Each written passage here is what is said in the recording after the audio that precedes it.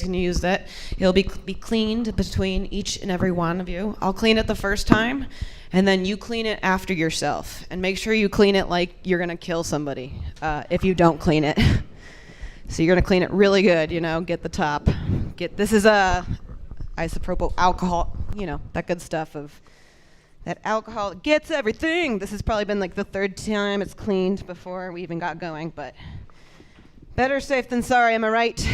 And then, yeah. Also, I already see that you're already doing this, but please wear your masks unless you are sitting at your table. If you're sitting at your table, you can take them off to drink.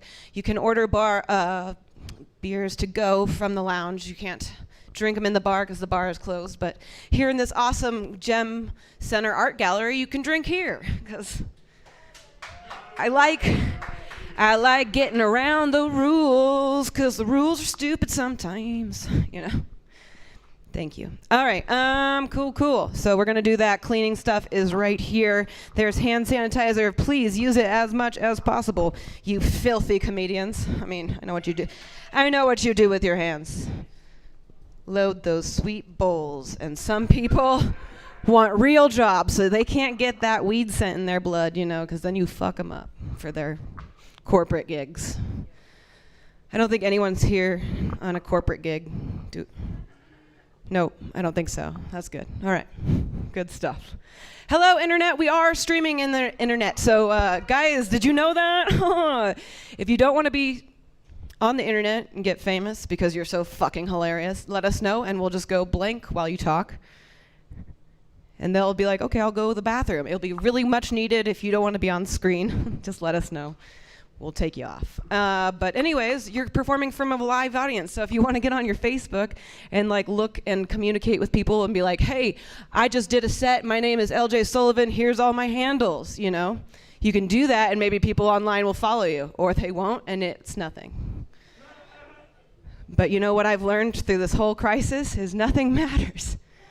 Not one goddamn thing. Thank you.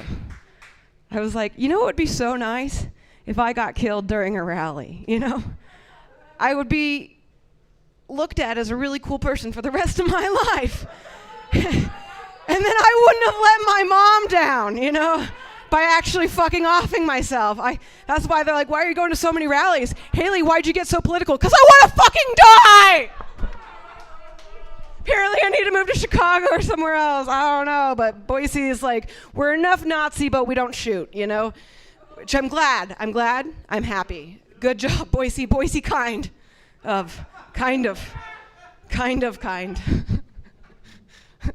Arguing with people online, I can't do it. I'm dyslexic. I can't fucking do it. I'm like reading the arguments. I'm like, what are they saying? Okay, they're mad. There's some kind. Okay, they're mad and because like when you're nervous and your dyslexia just like pops off. So like when I was reading to a first grader and I was a sixth grader, she knew I was nervous and so it got worse and I stuttered and she's like, can you even read? And I'm like, I don't know.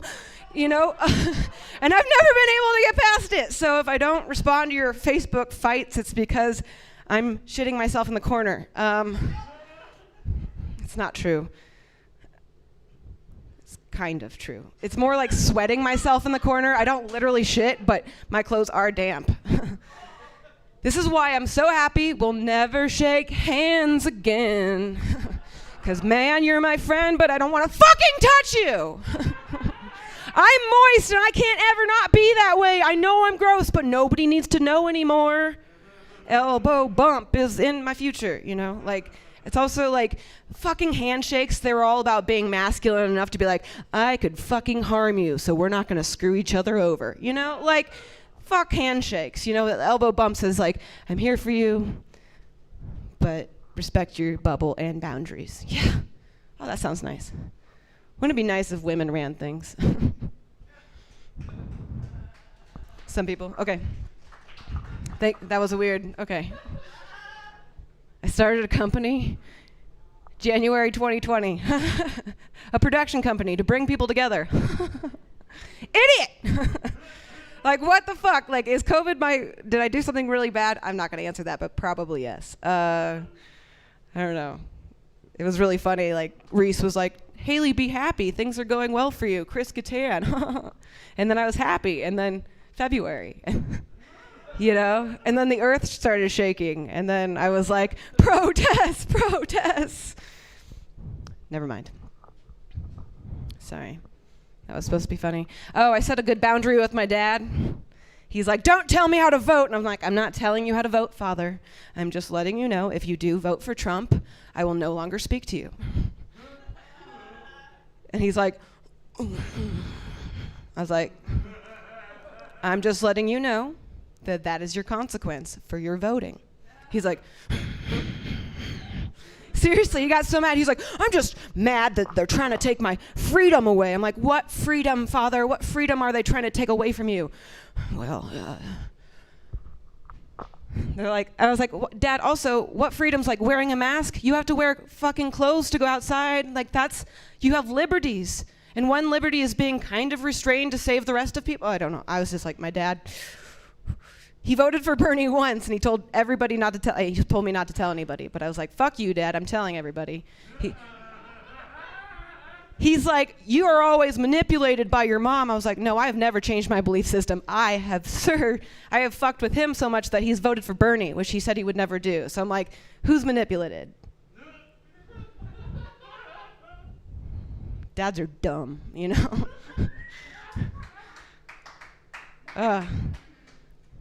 He's finally understanding depression, and it's so great. But then he goes right back to not understanding depression. Like, he's like, hey, kid, just don't be sad. There's so much good, you know? And I get what he's meaning. Like, I do. Because when I'm happy, I'm like, oh, there's so much good, you know? But when I'm not, it's like, you know, depression. You can't talk yourself out of it, you know? You can, you know, do healthy habits, which you have to do, like exercise. That's good. We're not getting to that. He's like, get out of it like there's nothing to do. What I mean to say is, my dad's like, yeah, depression, I kind of get it, you know? I hate cancel culture. This is what's got him depressed, you know? I'm like, he's afraid to be himself because he's afraid he's going to get canceled. And I'm like, Dad, you're not going to get canceled. He's like, well, I realized I said something racist the other day. I called somebody an Oreo. And I was like, yeah, not great. But you realized it was bad, and you're like, I'm not going to do that again, you know? So that's why you're not getting canceled, Father. And he's like, well, I don't know. He's like, well, would you run into black people with your car? No! We're canceling those people, Father. You know, it's like, he doesn't understand that just because he's a little homophobic and a little racist that we're going to cancel them all. It's like, no, we're going to educate you because you're stupid, but willing to love. Because I got him to love gay people after telling him I was a pansexual, you know? I was like, if you wash it, I'll eat it. And that's how I taught him that, and we're getting through. So dads are dumb that need education. Okay, that was an open mic. Nice, I did time. All right, guys, we're gonna bring this up. Thank you, internet people. If you're tuning in from home, make sure you guys are supporting the Lounge at the End of the Universe, who's make this all possible. Wonderful Gabe, our tech lord here in the back. Well, he's in the side, but he's wonderful.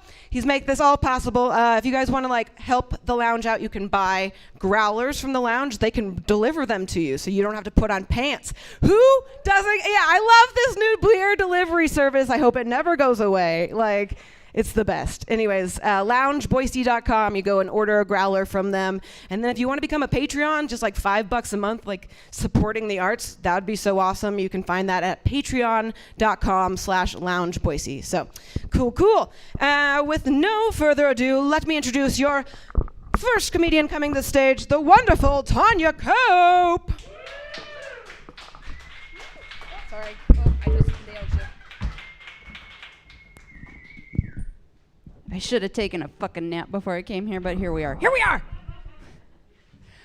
I only came for the turnips and the herbs, and they didn't show up. Thank you, Brett. Thank you. God damn it. I'm so Scandinavian. I've been like masturbating to mashed turnips for days, and then he didn't bring them. Fucking dirty hippie whore. I will chew one of your dreadlocks off at the end of the night. I'm just telling you right now. Still love you, though. Okay, so quarantine has caused some new things to pop up even more often than usual. Y'all familiar with Facebook blackmail? Oh, this is a thing. It's happened to a few people. I thought I was safe. No, I got the message, I have nudes of you. If you don't send me money, I'm putting them on the internet. And my first response was really irrational because I said, nudes of me? No. And then I remembered 2019, and there was I get topless at all the good parties, for all of them. There was a really, really spirited Cards Against Humanity game that had me down to my socks and panties. So the likelihood that somebody has nude pictures of me is really fucking high. But that also lets you know that most of my friends have already seen it. No surprises. So I was like, do your worst, bitch, whatever. And it just started this countdown of like, if you don't, 12 hours, and it kept going up by $50. You have 12 hours to give me $250, and I'm like, no proof. Like, show them to me, bitch. Show them to me. Show them to me. And it just like, finally the day came, and he was gone, and I just started harassing him to the point that he blocked me.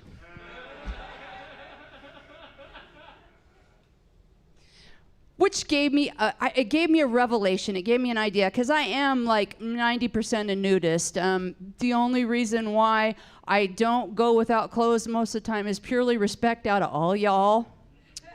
I'm not ashamed of my body, but it has been through some shit, and it shows. It shows. There's no doubt that I've had 2 children at one point. I weighed 310 pounds. I've been shot, I've been stabbed, and I've had multiple surgeries. So it's fucking wreckage, and I'm proud of it because it's still trucking. So next anti-mask protest, I need some co-conspirators. Because Mama's got an idea. I will wear only a mask.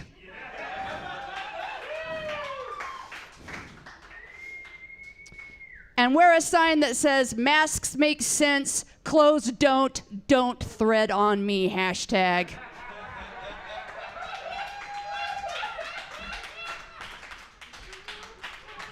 Fuck these motherfuckers.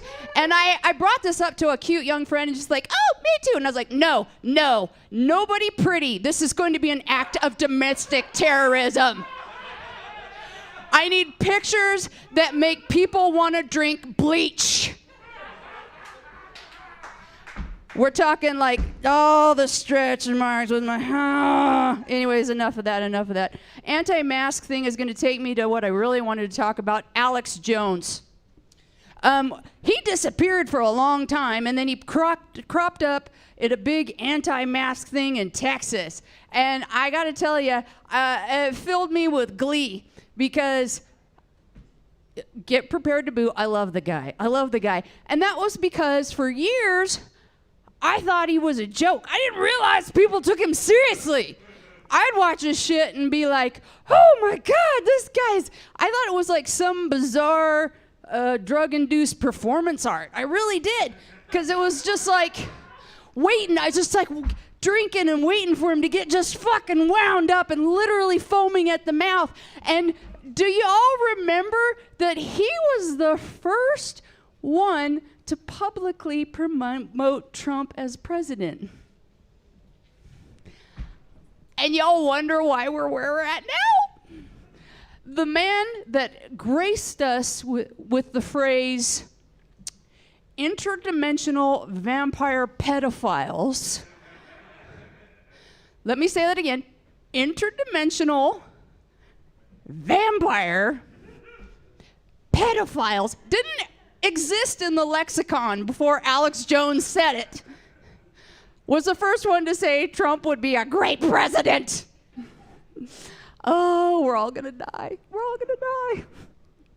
So yeah, I have missed Alex. It was great to see somebody that made me feel really, really sane on a regular basis. So when they took him off, I was really, really sad. So it was good to see that he was still alive and making Texas great. Hey, my name is Tanya Cope, but my friends have shortened that to Taco. You have a great night, friends. Yeah, keep it going for Tanya Cope, everybody, and watch her clean that like the next person's life depends on it. Yes, it does. Oh, yeah, look at her cleaning. I like this. If you like her cleaning at home, you can find Tanya Cope at Tanya Comedy. I don't know what your handles are. Taco, do you have a Instagram? Just Facebook, Taco. Find Taco on Facebook, everybody. Woo-woo! Snaps for Taco. Just kidding. Claps for Taco, because we ain't no poetry slam. All right, let's bring up the next comedian, the wonderful, the talented, the very one-liner sometimes. Do you like that? One-liner sometimes. Aaron Weinmiller, everybody.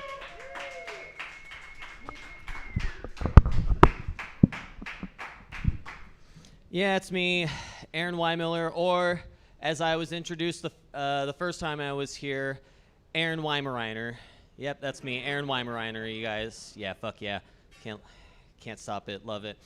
You know what? I was thinking about when Tanya was talking about the interdimensional vampire pedophiles. Kind of sounds like the next, TMNT, doesn't it? Doesn't it? Interdimensional vampire pedophiles, interdimensional vampire pedophiles, interdimensional vampire pedophiles. Villains who fuck kids, vampire power. Boom! Got a show right there, you guys. Oh, God. What am I gonna do that beats that now? Fuck. Nothing's gonna be more stupid than that, you guys. But God help me, I will really, really try. Man. So, still working at a gas station, as you all probably know. Got to wear the mask. Everyone's got to wear the mask. We try to enforce it. Some people just don't wear the normal, mask that everyone else wears. They don't want to wear those. No. Sometimes people just want to be straight up creeps. Sometimes they just want to wear just a full on ski mask on a hot day. They just want to wear a full on ski mask with ghost like eyes, and they just want to wear a black long sleeve shirt. And I'm just guys came in. I'm like, oh, cool. Haven't been robbed yet, but you know what? First time for everything. Let's go.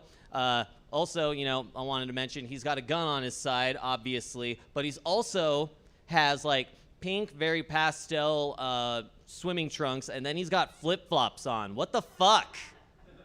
He's the lamest Minotaur I've ever seen in my life, you guys. He's basically Home Invader on the top, trolling for grandma pussy at the public pool on the bottom. I hate him, and I hope he doesn't get whatever he wants. I hope he doesn't get anything. Fuck him, I hate him. I don't know who he is. Ugh. So, how about them riots, you guys? Yeah. Ain't them crazy? Mm-hmm. Fight! Is that what one of you said? What is this, fucking Street Fighter?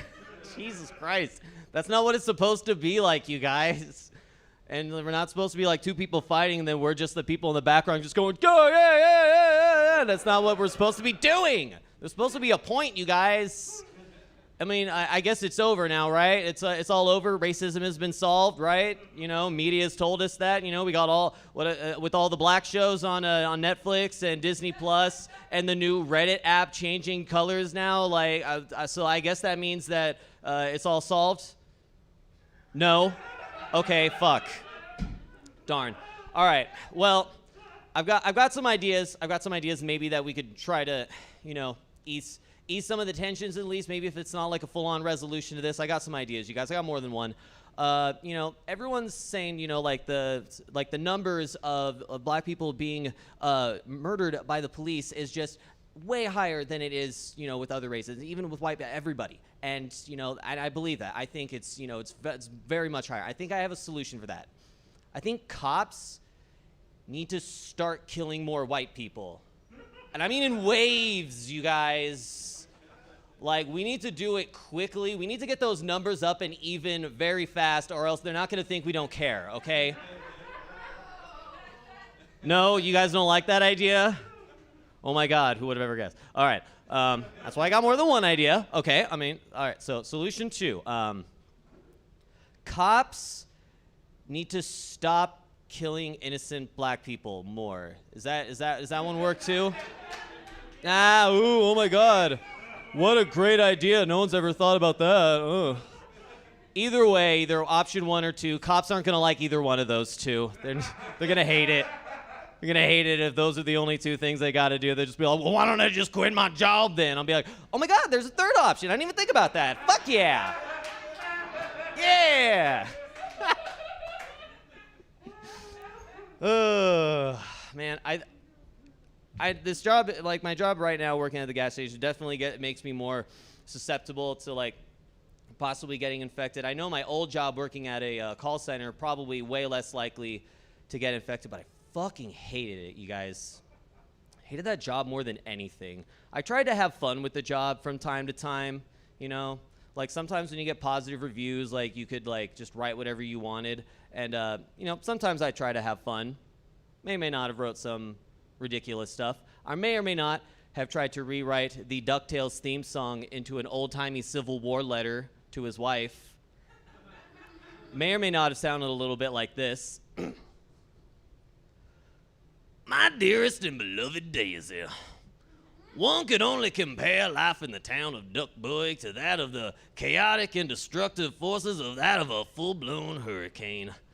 In my times, I have come across many wonders as race cars, lasers, and even aeronautical devices that your mind could only dream of in your deepest of fantasies. I know. Good. Right. Let's keep going. With every passing word in this letter, I find my candle grows more dim, and I find my eyes clinging clutchingly to my rifle as I hear those Yankee devils coming closer to my tent. So now must I end this letter, but rest assured, my delicate flower, that this will only be but one of my many DuckTales. Woo! Yeah, he dies in the next battle, you guys. Yeah, sorry to break it for you. He was a Confederate duck, though, so you know it's okay that he died. And I actually heard that they're actually gonna tear down his statue in Toontown at Disneyland now. You know, and with everything happening, so it's good. I'm glad that I'm glad to see that changes are happening everywhere, even in the places that aren't real. Fuck yeah, those are the most important places. I hated that job so much, though. Like, one thing I learned, like, working at a call center, you will never come across a bigger group of the most, like, two-faced motherfuckers ever. Like, if you're ever on call with tech support, which is what I would do, and there's, there's a drop in the conversation, if there's, like, just dead air, they're cursing you out. Don't think they're not doing it. They definitely are. But it's really bad, especially at my place. Like, do you think that happens at all the call centers? Do you think it does? Yes. Do you think it also happens at, like, suicide prevention hotlines as well? That'd be so bad, you guys. It'd be like some guy just tries to call the line and beep, beep. Hi there, thanks for calling the suicide prevention hotline. My name is Aaron. How can I get that gun out of your mouth today? Hey there, my name is Bill. I gotta tell you, man, my life has gone pretty bad. My wife just left me. She just took my kids. She took the house from me. She took my truck from me. She even took my duck. She took everything from me. Beep. Oh my God, you guys got another crier on the line. Oh my God, not even 10 seconds. And he's like, beep. You know what you gotta do, Bill? You really gotta live every day to its fullest. But that's what I'm just saying, man. Like, every day just means nothing to me. Beep, you mean nothing to me. This job means nothing to me. I'm probably gonna call this line later tonight. Beep, you know what? I can understand that you're having a lot of trying times right now. You know what? If you just give me a moment, I'm just gonna put you on a brief musical hold real quick, and I'm gonna get my supervisor online, and we're gonna get through this together, Bill. I wish you would step back from that ledge, Hey! my friend. Would you take this off for me? For the life that you've been No! living in. No, dude. It's like a few minutes until my shift is over. It's like my Friday, and I've got to be at an open mic later. Need this help? Fuck! All right, Bill, I'm back. Bill, hello? Bill? Bill? Still there? Uh-oh. Shit. Well, that's definitely going to hurt my bonus this month. Damn it. It was literally the 29th, you guys. Fuck! All right, I got to go, you guys. Have a good night. Oh, yeah. Keep it going for Aaron Weinmiller as he cleans that mic. Yeah. All right, guys, if you are watching from home and you would like to come to the lounge, we do have 1, 2, 3, 4 socially distanced tables left. So if you want to bring a group of your socially distanced team pod of peeps, that's what I'm calling it, your quarantine. If you want to bring your quarantine here and hang out, there's 4 open tables that have been sanitized just for you. All righty, let's keep that energy going for the wonderful Jenny Ann Smith. Woo!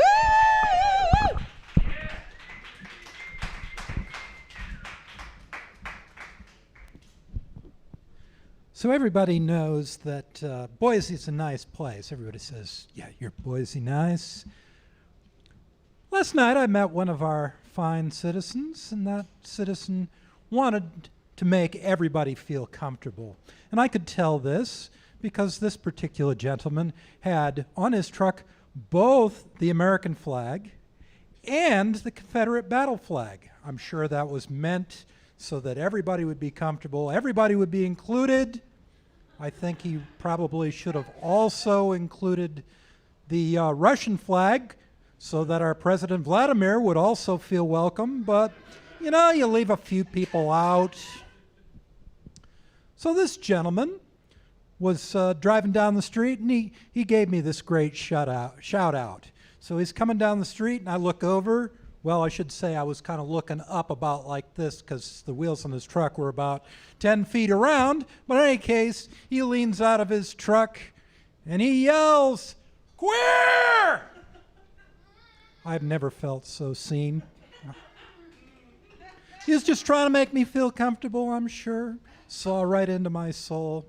So I decided, okay, I should give back. I should make this gentleman also feel comfortable. So as he was racing at 50 miles an hour down Main Street, going through the red light and driving over a Toyota Prius, I decided I'd give him a shout out. So I tried really hard, yelled really hard, and I said, "Neanderthal!" And I'm pretty sure he felt seen also. I saw right into his soul. And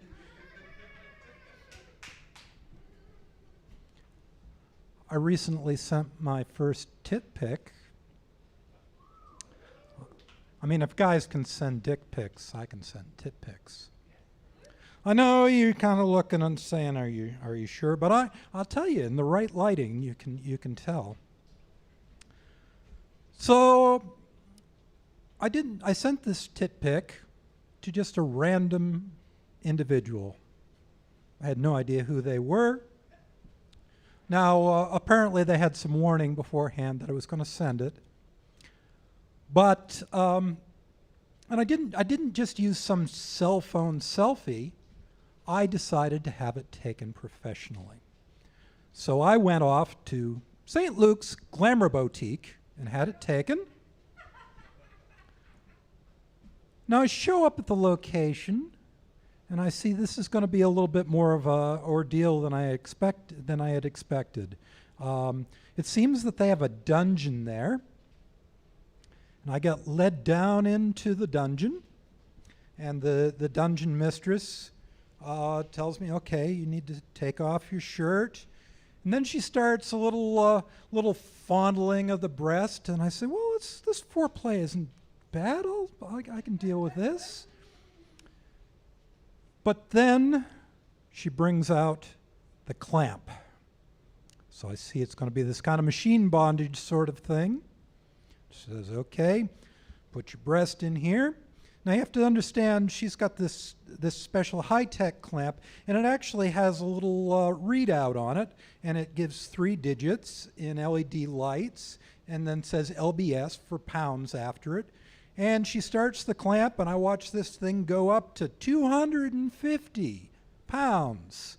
And I'm like, wow, I couldn't do that if I stood on my own breast. I'd have to like hop up and down on one foot on it in order to put that much pressure. And believe me, after she did it, I felt that was exactly what happened. Also, immediately after that, it had gotten squished out so flat to be like pancake-like that it actually rolled out on the floor, and I could have stood on it if I wanted to. So it's like, okay, I see how this is going to be. But then she says, "Don't breathe."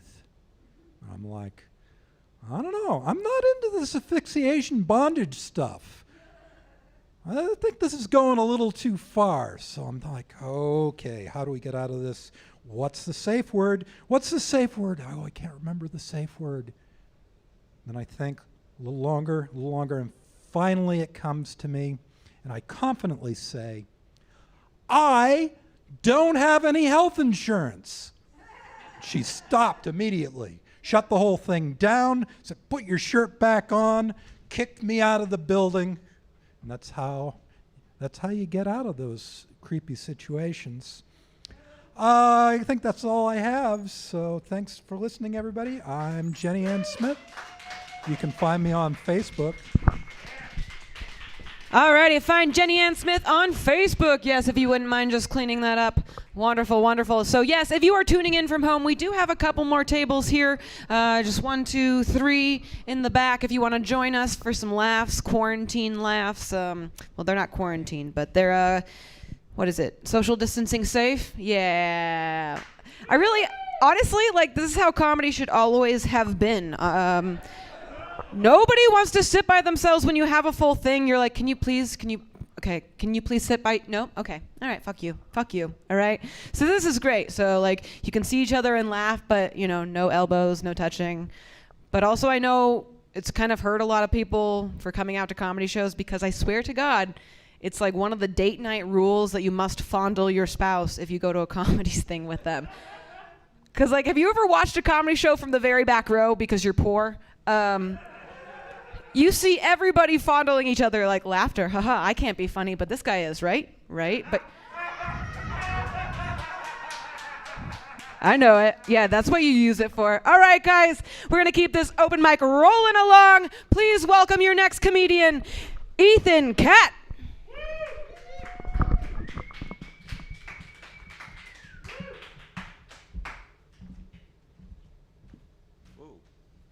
Hi, everybody. I've never been fucking recorded doing this shit before, so I'm on the fucking stairway to stardom here, I guess. But anyway, I'm not gonna do like regular bit because I wrote some shit earlier and like it really sucks. I think like too bad for this. So I'm gonna like pitch some like movie ideas like I've been kind of brewing up in my mind lately. Like the first one, it's really innovative, I think, which is why I think I've struck on some gold with this idea. It's like horror movies, but for infants and toddlers. And one of them, this is the biggie right here. It'll just fade in. This is the beginning of the movie. No credits. It just fades in on the super duper close up Fish Islands wide angle shot of like this old man's angry face, and he's just staring into the camera directly into its pointing. He's just going like, "No! No! Bad baby! Bad! Bad!" And that happens for like 3 minutes. And then the next scene, it'll just transition just out of nowhere, no cut, no fade, because like that's kind of like what being a kid is like. It's like an endless montage of like just memories that just kind of fuck you up eventually. So like, you know, there's no seams in it. It's just like bam, bam, bam, and then like I'm in therapy now. But another one, it would just cut straight into another scene of like this couple, like it looked like a mommy and daddy. It's kind of like from a perspective of like in a like a little fucking rocking cradle thing, and it's just like the fucking husband yelling at the woman. She's like, can I please just take our son to daycare? Can this wait? You have to bring this up right now! Right now! God damn you! I want a fucking divorce! You're driving me fucking mad! And yeah, I think that'd be cool, like to show on the Sprout Network during Halloween. Like to compete with Halloween Town reruns on Disney Channel and stuff. Another little neat little idea I had. It's kind of like a TV show though. You know, like diners, drive-ins, and dives. Goddamn, that's a tongue twister. But you know that show, Guy Fieri, Flavortown Man, all that. I want like a show like that, but rather than like showing off like awesome Midwestern dining or something, the show's just gonna be like, it's gonna showcase the best public restrooms to like do drugs in and or masturbate in. Like a lot of factors being taken into consideration in like judging these places, you know, like Wi-Fi availability. If they have like power outlets near the sink, that's always a plus. And also if there's like no one, like an employee, being like, "Hey, is everything okay in there?" Which like, one, that kills an erection instantly, and two, like if you're really high, that's like really paranoid, like, oh my God, they're gonna call the fucking cops. Like, all right, maybe I'll just like fucking, all right, maybe I'll put it in the trash can and then I'll come back for it later. Because if I walk out now, maybe they're waiting for me outside. And like, Yeah. That's the gist of that idea. Another one is like Fear Factor. All these are like kind of fucking rip-offs, but oh well. Another one's kind of like Fear Factor, but rather than like doing badass stuff like driving a car under a semi or like eating donkey balls or like something like in this one, it's more like you're kind of like first of all, Joe Rogan will be hosting again, of course, and he'll feed you 5 hits of DMT or not DMT, acid, give you a hit of DMT. And then while you're peaking, you have to go into like, you know, you'll be faced with these grueling challenges, such as like, you know, attending an important job interview and like, you know, getting into an argument with your spouse or, you know, attending a dead parent's funeral. And if you could do that without wigging out and like crying, like you get fucking 250 buckaroonies. Yeah. And a Fred Meyer's gift card. But yeah, that's it. That's my thingy-majig. Thank you guys. Thanks for having this shit set up for us. Thank you guys. Yeah. Keep it going for Ethan Cat while he cleans this off. Would you also squirt it down just because safety and stuff? All right, cool. I'll get it. Do you want to extra squirt it down? Yeah, okay, cool. Dope. All right, if you're watching from home, please feel free to do some shout-outs. Hey, Gabe, has anyone said anything from home? Nope, you lame asses. You lame from homers. Just kidding. They could at least write ha, right, guys? Yeah. Also, thank you for joining us, people who are not doing the list yet. You want to be a comedian? I knew it. That's the reason why, you know. Nobody would show up to the first never mind. Okay, we're doing it. All right, we're not talking bash. All right. Guys, your next comedian, I kind of like him. Actually, I think I'll take him home later. Keep it going for the very funny Eric Larson, everybody.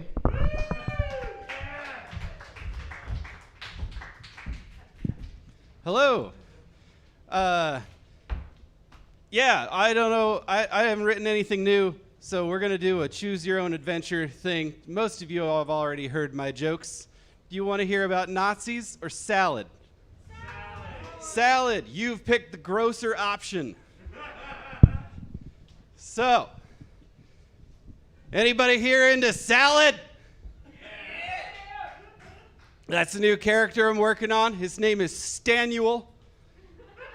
He wants to know how you feel about salad. I have never known a human being named Stanuel before, but I did once meet a hairless cat owned by a gay man. The cat's name was Stanuel, which just felt appropriate. I've been experimenting with salad recently. I have a favorite salad now. It is a Caesar salad. Yeah. Specifically one that uses a creamy Caesar dressing. Because I like those words. Creamy Caesar. Creamy Caesar. I could just hear a late night DJ talking about, y'all give your partner a creamy Caesar. Puts me in mind of a decadent Roman emperor, maybe named Julius, who calls his body slave over. He says, Stanuel! Now this is a different Stanuel from the previous 2 Stanuels I have mentioned. This character is Stanuel, the Caesar's body slave. Just so to help you keep track of him. He says, Stanuel, give me a creamy Caesar. And yet Stanuel, you know, he knows his job very well, and he gives that Caesar one hell of a squeezer. That's not a joke, it's a rhyme. And he finishes the Caesar up onto his own belly, onto the Caesar's belly. Rub it in!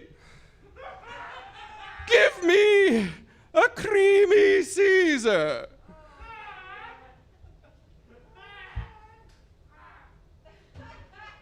So that's what salad makes me think about. I learned recently this joke is the reason my girlfriend will never marry me. So how do you feel about salad now?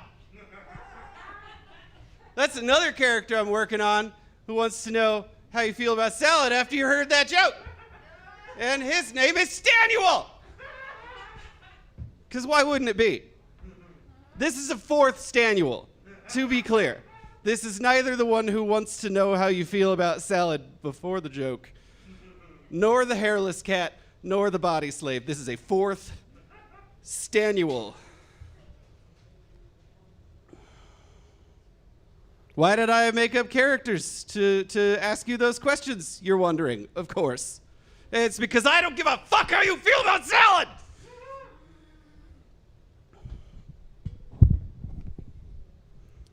Well, that didn't take 10 minutes, so I guess I'll talk about Nazis too, why not?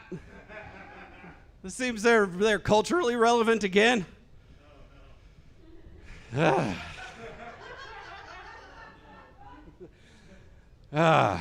yeah, I don't think they should get to have free speech. I know, weird, controversial opinion. Look, wait. They're popping up every few years, and every time we're like, oh, it's important to have free speech. We got a marketplace of ideas and stuff. What are they bringing to the marketplace of ideas? Do they have a new idea this time? Is that anything different from before? No, there's Nazis again. This time they just want everyone to plant more trees. Nope. They just want the one thing, and the answer is no. Shut the fuck up forever.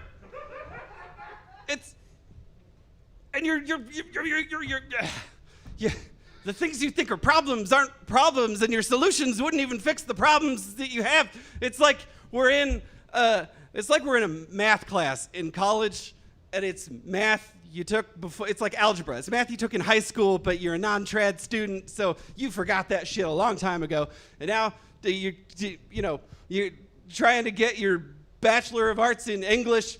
And so you gotta learn algebra again, because that's useful, to a Bachelor of English. I could have used a class on navigating the housing market, or how to buy a used car without getting ripped off, but fucking fine. I guess I'll learn how to factor a goddamn polynomial, and I'll pay you a ton of money to do it. And then some guy in the back of the class is like, hey, can we separate the races? You shut the fuck up! Get out! That's so, yeah. I don't know. I was thinking. I wrote that joke because I was thinking about how like Germany doesn't let you be a Nazi anymore. They're like, you can't display the swastika. You can't publicly glorify the Nazi party over there because, they've had the conversation. They gave it a try, for sure. No one can say they half-assed it. The Nazis have been heard. And we don't need to hear from them anymore. Go away. Stop it. Yeah, that's right, I'm brave. I'm out here on the internet and in front of you people saying, I don't like Nazis. Not cool. And, You're welcome. Good night.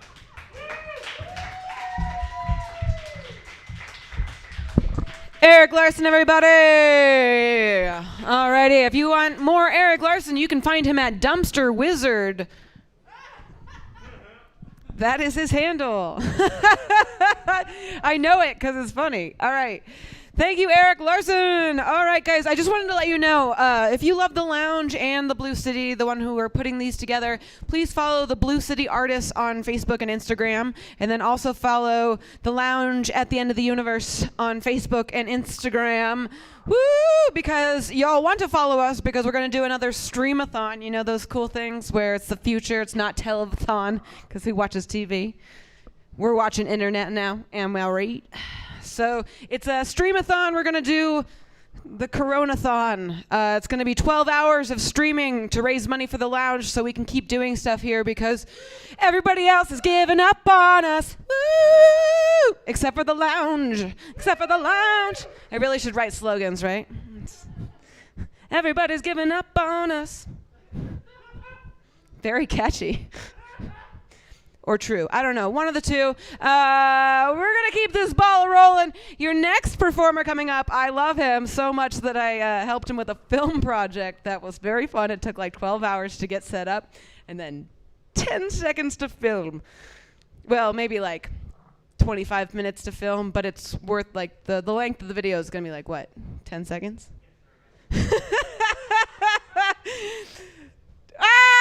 Nothing matters! Chris Sundberg, everybody!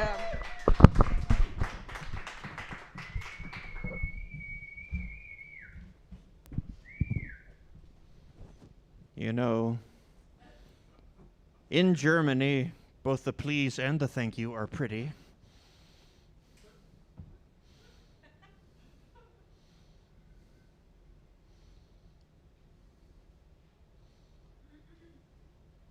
Sometimes the world seems perfect, nothing to rearrange. Sometimes you just get a feeling that you need some kind of change. No matter what the odds are this time, nothing's gonna stand in my way. This flame in my heart and a long lost friend makes every dark street ever light on the end. Standing tall on the wings of my dreams, rise and fall on the wings of my dreams. Rain and thunder, something in shade. I'm bound for better days. It's my life and my dreams, and nothing's gonna stop me now.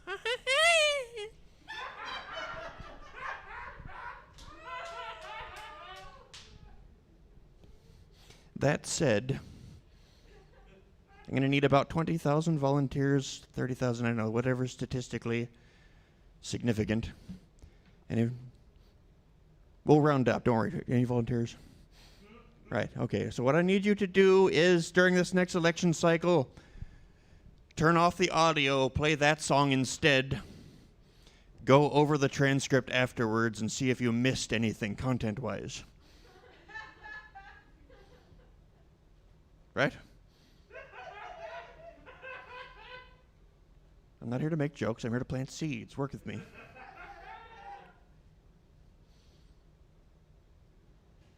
I can trust you, right? No, I'm not your mom. Although I want to be. We'll make it happen. They're doing great work with tachyons these days.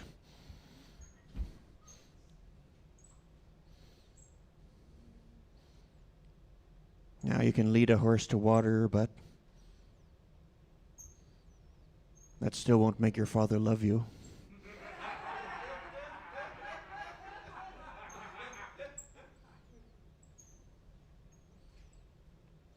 You can lead a horse to water, but what are you going to do about the Barbados account, Liam? You can lead a horse to water, and then you have a horse near water. Look at you.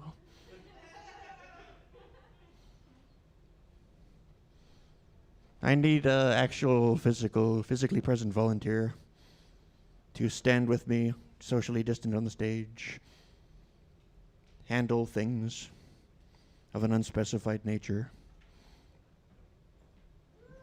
Give it up for Taco.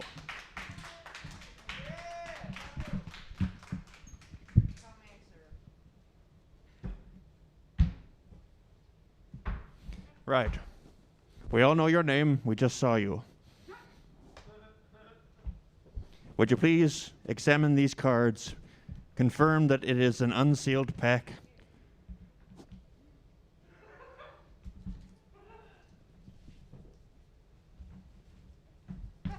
An unsealed sanitary pack.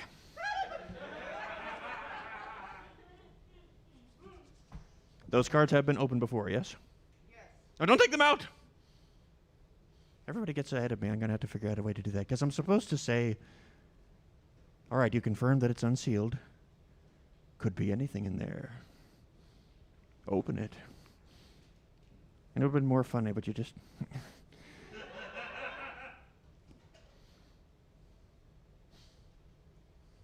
All right, Taco, I need you to shuffle those cards. Don't show me!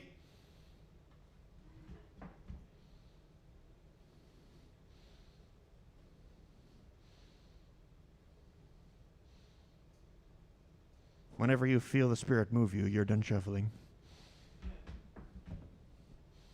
Hand me the cards, please. If you can't hear a drum roll, you're dead inside!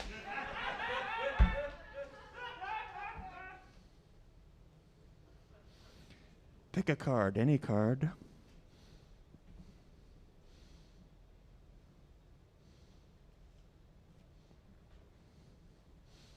Give me back the box.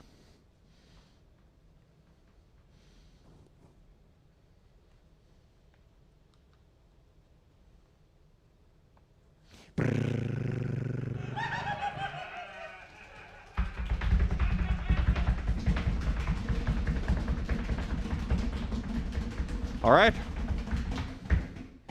Here's a Sharpie. Write your name on it. Say Taco's card.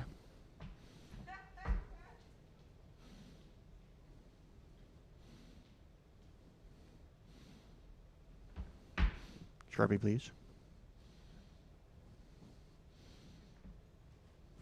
Here's some lipstick. Why don't you put some of that on? Give it a little kiss. Actually, I don't know where it came from. Never mind. No, seriously, I don't know where it came from.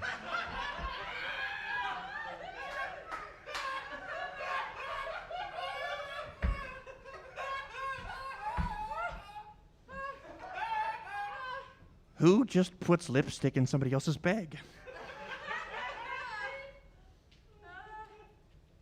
I like the rose motif, though. I'm gonna have to. All right, now you have that card, right? It says Taco's card. Don't show it to me. Don't show it to anyone in the audience. Don't show your own grandchildren, your own spouse. Show nobody for the rest of your life. That is your card now. You better be buried with that card, having never shown it to anyone, or I will use my powers as a Sunberg to bring you back to life and kill you again. That's the trick. Get off stage.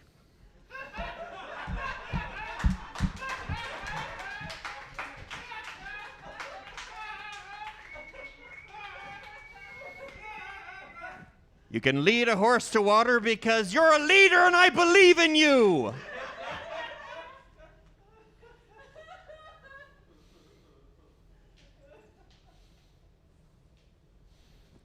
I've got kids, so if you're missing any,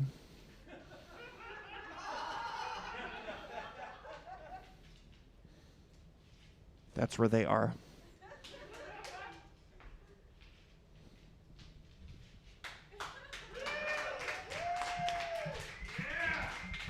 Chris Sundberg, everybody! I'm just gonna have to start reporting you to the BPD and being like, if you're seeing any missing children. They know. Okay, good. Oh, good. Christopher Michael Sundberg, everybody, as he's cleaning this microphone. Yeah. Make sure you guys are tipping your lounge at the end of the universe. Wonderful staff who are getting you your to-go cocktails to go next door. Because it's awesome. Gateway. Gateway laws. Gateway laws, right? Am I right? All right. Introducing your next comedian. Oh my goodness, guys. He is going to be on the Comedy Fort. Yeah, that's what it is. I was like, what? Because it's September. It's throwing me off, guys. You remember that tree fort thing? We're gonna happen into September if that happens still. Fingers crossed, right? But if it does happen, this motherfucker is gonna be on the Comedy Fort Comedy Festival. So make a lot of noise for LJ Sullivan.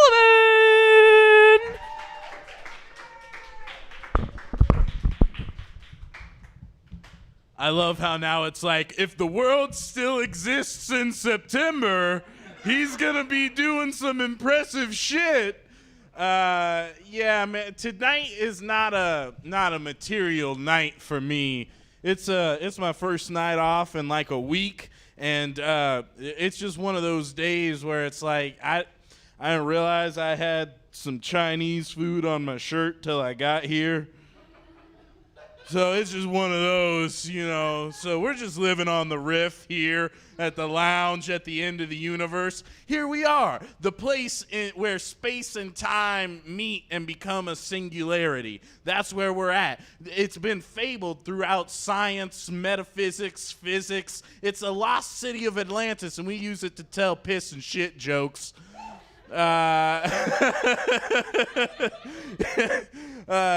It's pretty great. That's how you know it's a good spot. So, just something that happened, not to me today, I heard about. This is a secondhand account. My grandfather, we're going to open that can of worms, ladies and gentlemen. He used to be a Marine. He used to own a business for about 40 years. He likely, in my mind, in his mind, likes to view himself as a pillar of the community.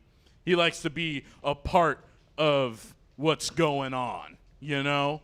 And, but he's getting on in years.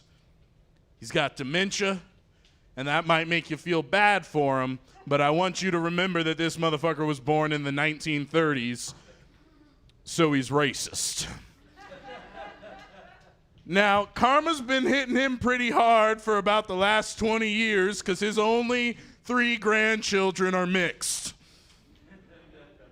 He lost his business, and earlier today, I'm told he just shat in the street. Just straight up, just incontinence. Just straight up in the... Here's the thing, the way I'm saying it, you still might feel bad for him. The point is, don't. Look, listen. He told his caregiver that he needed to go to the bathroom wherever the fuck they were at. And then she was like, all right, fucking go. And he was like, it's not that type of situation. I need to get home. And she was like, okay, we'll go home. They go home, and he was like, you know what? I think it's past. I'm good.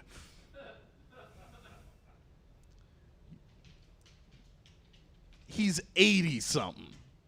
You would think at that point you would know not to, anyway, not to tempt fate. You would think you would have learned that lesson. They're like, no, let's go for a walk around the block. They didn't get to the first corner.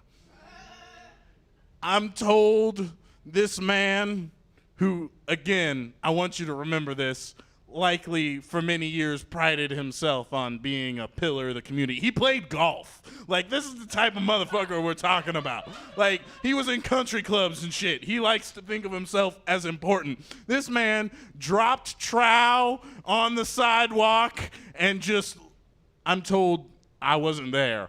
I'm told liquid shit. Just liquid shit on the sidewalk. And they had to get him home, but that story makes me really happy. I just want y'all to know that shit is hilarious to me. And you know what? Karmically, probably one day I'm going to shit myself, and I'm going to be like, oh, I shouldn't have been talking shit. But you know what? Right now, it feels good. Oh, man, what else did I want to talk about while I was up here? Oh, Eric, you said some cool shit I wanted to riff off of.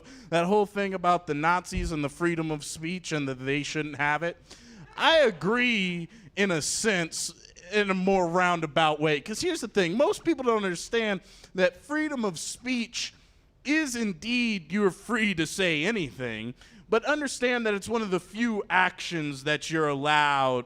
Like not every action is free. You don't have freedom to murder. You don't have freedom to be belligerent and fuck up the peace, right? Like there's certain things, actions you don't have free to you. But speech is an action that is free to you. But here's the thing with actions, and I'm not sure if you remember this from 8th grade, they all have reactions, equal and opposite. So, look, Are you free to walk into the south side of Chicago, the heart of it, and just, as a white person, yell the N-word at the top of your lungs? Yes, you're absolutely free to do that. But understand, you're gonna get fucking shot, all right? It's not... like, you can test fate, you can do it, but don't. Look, for your safety, don't. And here's the thing with Nazis, man. If your ideology, when you bring it up in the marketplace of ideas, like Eric was talking about, because I'm a fan of that marketplace, I'll be honest, I love that motherfucker. But anyway, if you bring some shit up there and regular, rational human beings all decide to tackle you and stab the fuck out of you, maybe some of your ideas are flawed, dog. Maybe, like... if the whole world has turned on you, maybe it's time to reevaluate. Maybe you doing some fucked up shit. Anyway, I had some other stuff I wanted to talk about coming out here tonight, namely Topanga Lawrence. Let's wax poetic about Topanga for a minute here, because I mean, look, this is how I got onto the Topanga topic today. That's a character that frequents my mind often, but here's the deal. Me and some friends there in the audience, hey friends, it was Brett Haney. Remember Brett Haney from earlier? Wait, have you been up there yet? No? They're here. Now, time is a flat circle. Anyway, I was there with my friend Brett and Ty, and we were smoking weed, and the topic of that 70s show comes up. Again, a show that I like to talk about a lot. And we were debating Donna Pinciotti's hair color, not the character, but the actress. What's her name? Laura progesterone. I don't know. She had red hair at the beginning of that show. Huge fan, personally. Then later, she had blonde hair. And then in The Orange is the New Black, she had black hair. Okay, all right. See, it's a debate. It's a debate. We were having the debate. All right, we were trying to figure out which one is best for her, not which hair color is best. Don't play some bullshit painting broad brush stroke shit. No, on her, what's best? I maintain that number one, red hair. That's when you met her, that's how you love her, red hair. Number two, black. All right, that's fine. Black is fine. It's perfectly fine. I'm okay with it. Third is blonde. It washes her out. It's not good for her.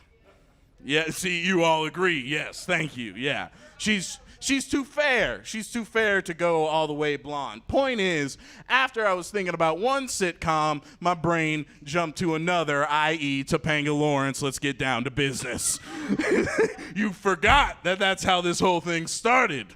Yes, Topanga. Look, here's the deal with Topanga, everybody. If you grew up with Boy Meets World, if you were in the key demographic, you grew up with the cast. And here's the true appeal to Topanga. It's not who she was at the beginning.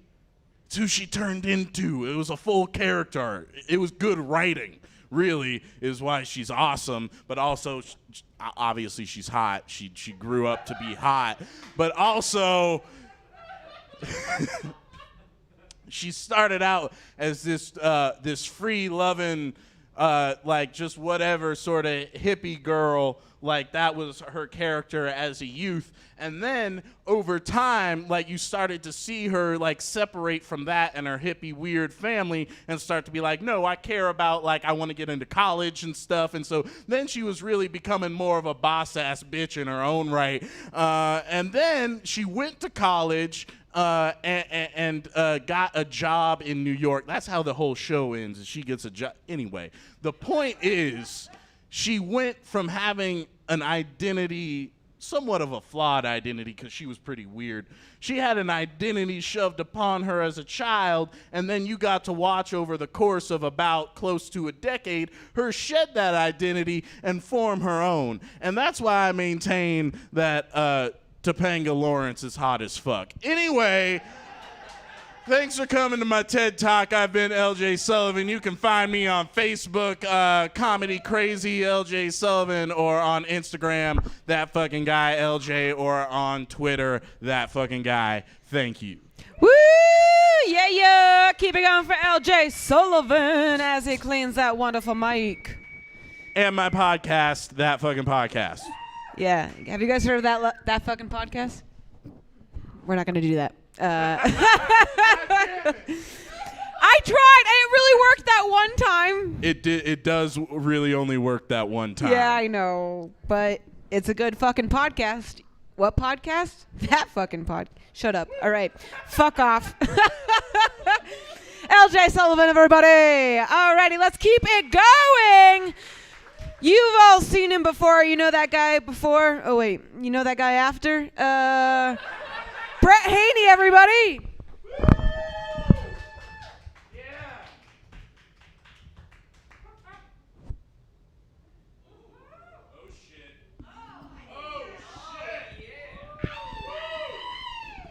This is my first time. I'm sorry. What's up? It's me from before. You guys all remember me from earlier? I'm so glad LJ riffed it up because we were talking before the show. I was like, dude, I was actually talking to Casey before. You guys seen Casey earlier, right? Yeah, I was seeing Casey Rock earlier. He's great. We were talking about riffs and like, I'm like, yeah, I need my riff fix. So yeah, most of this shit, I don't think anything's really rehearsed right now. I just want to talk to you guys. I fucking love that Topanga stuff because we weren't talking about that at all. Like that's a good show of like LJ's character. We were talking about the Donna stuff. That's me, Brett Haney from earlier. We were talking about the Donna stuff, and I agree. I was in the redhead camp. Definitely a good-looking lady in the redhead camp. She's a little tall for my taste. I'm 6'5", and so you got to. If anyone out there on the internet and the few, I don't know you guys, but everybody else, Ty's short. You know, I don't know what it is. I went on a blind date that my mom set up in high school. Yeah, that's weird. I don't know. The girl was the same height, 6 foot. I mean, I was in high school, so I grew up a little bit. 6 foot, we're both the same height, and I was uncomfortable. I don't like it. I was like, I learned quick. I was like, short. Short girls are my thing, for sure. Which is kind of funny, because I sabotage myself all the time with short people in general. My favorite thing to do at karaoke is sing Short People by Randy Newman. Which he shits on short people in that. Like, I feel so bad. Who am I, even? I don't know. I took some notes for some riffs with everybody so far that we've seen, and some people that we haven't seen, but we might have seen from before, in case you don't remember. I'm sorry, LJ. That was good. You know what the problem was is because he does that in his that's part of one of his bits, and usually I follow him later, or sometimes I'm before. Who even really knows? What's time? We don't know. That's what he said. It's funny. I love it. We grow. We grow together. What am I even talking about? My first note here is Haley. Who is watching your dad that he's worried to be canceled? I want to know what's going on through his mind that he's like, I got a following. I'm the Tim Allen right now, and I made a political post, and I got fucking canned from that network, and now I'm on this network. I'm just kidding. Tim Allen's a good dad, I think. I don't know. Your dad. I love your dad jokes. I love that he never. Don't say this out loud. You've had that in a few bits where I'm just like, yes, good. Tell your dad's fucking information. That's good. Tanya, I feel so bad about the turnips. That's for the people watching at home, and you saw Tanya earlier, she was pissed. The whole reason I'm here tonight is because I had excess turnips, and I'm like, Tanya, tomorrow's a mic. I'll meet you there, and I'll bring you the literally, turnips were the goal for reason coming here. Like, Haley texted me on the way, and she's like, you come do a set? And I'm like, yeah, I'm on my way. And then that's when it was like dawned on me, I'm like, fuck, we forgot the turnips. God, it's not even jokes up here. I'm just letting you know I fucked up, and I feel bad, and she knows I feel bad, and she took advantage of that. I'm just kidding. I know that we're all friends. And I did promise her herbs too. That's all fucked up. And not the marijuana kind. I know what you're all thinking, especially these two guys that don't even know me. You all know what I do in my free time. These guys don't. Herbs were normal. Thyme, rosemary, parsley. No, I'm just kidding. Aaron Weinmiller, I fucking love when his hair is pulled back because he's in the fucking zone.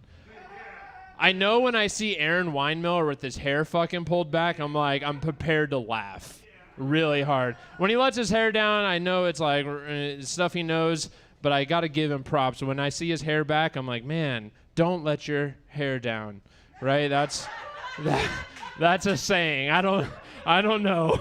I loved it. Don't talk. Aaron, you had your turn. I heard you trying to make a comment, and don't. You know how I do with hecklers. It's one of the things I'm prided on for some reason. God damn it! Okay, I'm getting hasty. Ethan, he was sitting there. Oh, he's back there now. Last name change? No one's worried about Germans. All right? I don't know. We've all understand, like, we know Nazis are bad. I don't consider them Germans at all. I consider them Nazis. And he changed his name. This is random. I just wrote it down, I'm letting you know. He used to go by Ethan German. I hope you don't mind I'm saying that right now. But now he's going by Ethan Cat. And I'm confused. I'm flustered. I don't know what's happening. Listen, Eric, I wrote something here. And it says Salin Newton's dressing. And I don't quite remember. I know that they give 100% of their profits to whatever, and I'm like, damn, that's a good company. If they're like not making any money but just making dressings all the time, I don't know. And then it says Eric and Ty. I don't know what any of this means. I don't know what I write down sometimes. One of these things says, Ty is the puppy king. Lick fingers thingy. I don't know what I'm saying. That's the point up here. I love that Chris Sundberg referred to his pocket as a bag. He's like, who's putting lipsticks in bags? And I'm like, why am I not calling my pockets bags? They are miniature bags, and that is appropriate. And I've already mentioned, I love that LJ was riffing. I wrote Topanga. I don't think I spelled it correctly at all. But I love that he was riffing about his old grandpa, and I'm like, LJ, you know they drink a lot of prune juice. It makes sense that he's pooping in the streets. That's all I could think the whole time. Fuck. Thank you. You're waving a phone. Luckily, I could see you, Haley. There was no light coming from you. Okay, I'm just making sure that we're all on the same page. She's waving a plastic device in this. You guys are poorly lit out here. I don't know if any of you guys know. Oh, shit. All right, she waved the thing at me. I'm assuming it means I'm almost done. Fuck. I've had fun yelling at you guys. I like I said, this is all just off the cuff. I fucking love that saying. Off the cuff, off the top, and then you all stop laughing. This is great. This is a good way to end the set. No, you know, actually, that might be the way to end it. Just kidding. Sit back down. Hey, I'm just kidding. Oh, God damn it. Okay, that for sure I think is how I'm gonna end it. All right, I'm Brett Haney. All right. No, you're going to end it by cleaning it.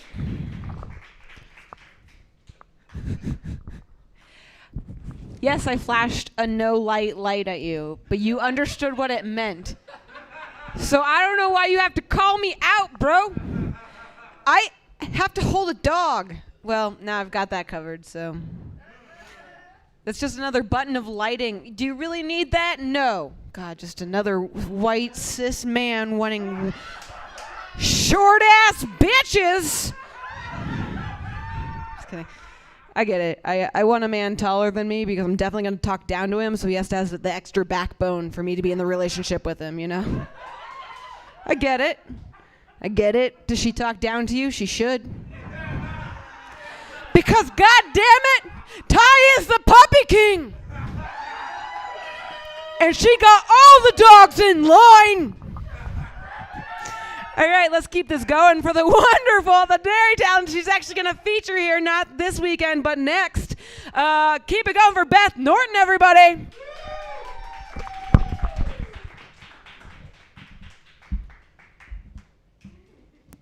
Thanks, Haley.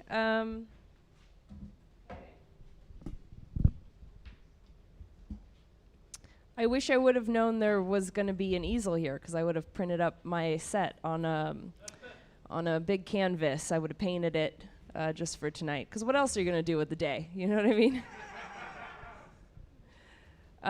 Ooh, this smells delicious. I want to lick it. It's alcohol. Mm. Mm. The masks are good for some things. Not when you eat onions, but otherwise, they're good for some things, like when you go into the first stall and someone hasn't flushed the urinal. Who was it? Tex? No. Okay. He flushes the urinal. Okay.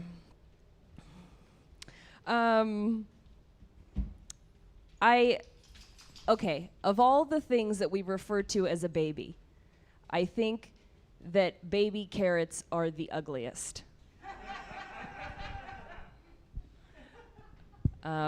They would be more appropriately named like amputated gorilla toes or something like that. I've been wondering how chocolate affects squirrels, because I saw a squirrel today going at a Ghirardelli chocolate square in a tree, making some real fucked up noises. And when it was done, it just threw the wrapper on the ground and then stared at me and went, and I ran, you guys. I ran. Because I don't know how chocolate affects squirrels. But I assume it's bad. I don't know how chocolate affects squirrels. Okay, I'm just trying a new thing.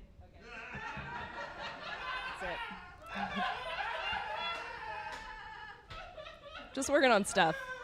Thanks so much. Just working on stuff. What's that about? Oh, I was walking down the street the other day, and I was having a really good day, like one of those just like days where you wake up and you feel like everything's gonna be okay. And I had this guy, I walked past him and he reached out his hand and he had a pamphlet. And he said, "Gospel of the Lord?" And I said, "No, thanks. I'm okay." And he withdrew his hand. He said, "Well, you're okay, but are you saved?" And I was like, oh, he's right. I need to be more specific with my language. So I went in to get a cup of coffee, and the woman was like, "Would you like some room for cream?" And I said, "No, thanks. I'm saved." And then later that night, I was banging it out with a dude, and he was like, "Can I come inside you?" I was like, "No, thanks. Saved." I have no children, but I am on my second IUD, and I got hit on once, and a guy was like, "Can I get you pregnant?" And I said, "You can try."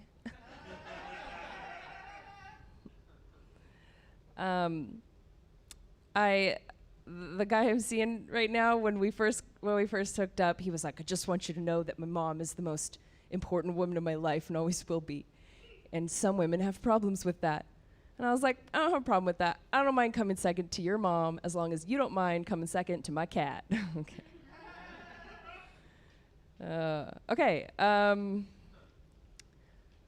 I know that we've all lost a lot in this COVID thing, but I think that we need to just pause and take a moment and think about really the most tragic thing that has happened during the pandemic, and that is definitely that Alanis Morissette was making a comeback. She was going back on tour. And I think if anything right now, we need her voice of reason more than anything, right? I mean, she's the one who taught us all about the difficult to understand concept that is, you know what I'm talking about? Irony, right? Yeah. Clap if you know what irony is. You do. Awesome. Wow, that's a lot of people. Do you have an example, sir?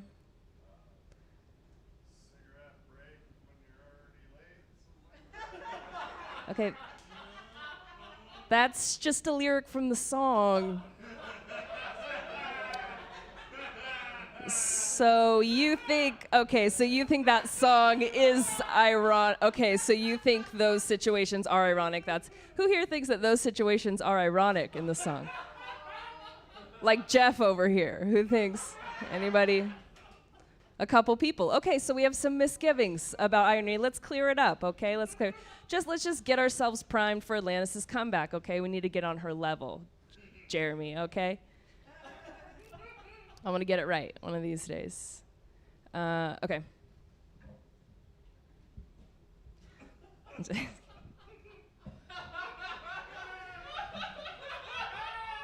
I'm not there yet. Not in skill or in mental illness. I'm not there yet. Hey, yeah, yeah. Yeah, yeah, yeah, yeah, yeah. An old man turned 98. He won the lottery.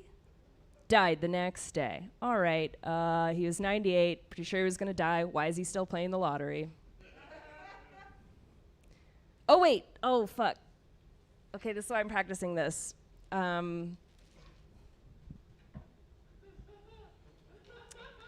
Irony is defined as a state of affairs that is deliberately contrary to what one would expect and is often amusing as a result. And I'm going to go through the song, and we're going to talk about why every verse is not irony. Okay. Do I need to repeat that? Do you got it? State of affairs, contrary to what one would expect, funny as a result. Okay, cool.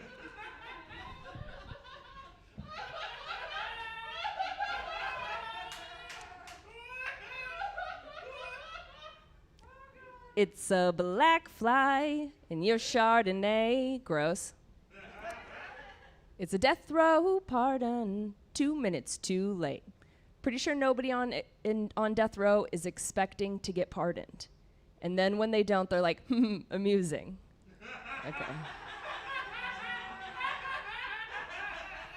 It's like rain on your wedding day. It's the free ride when you've already paid. It's the good advice that you just didn't take, Jeff. Who would have thought?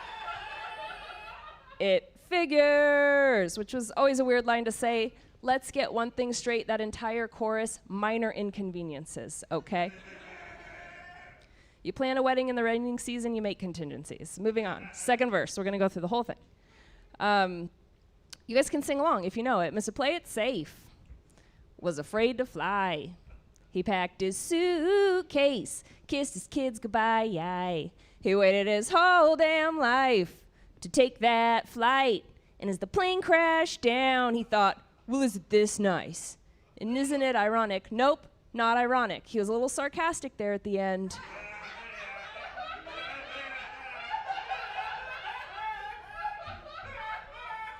But he was afraid to fly because he was afraid to die, and that's exactly what happened, and I'm pretty sure his kids didn't find it very funny. But now we know Alanis Morissette thinks that Men is dying because that's the third one to go before the second chorus. Second chorus goes on. We've covered that. Then it's the bridge. It's like, life is a funny way of helping you out when you think everything's okay and everything going right. Okay. Everything blows up in your face. All right. Traffic jam. When you're already late. No smoking sign on your cigarette break. Did you just get the job or did you just notice the sign? It's like 10,000 spoons when all you need is a knife. It's like meeting the man of my dreams and then meeting his beautiful wife. Oh, it was the saddest part of that song.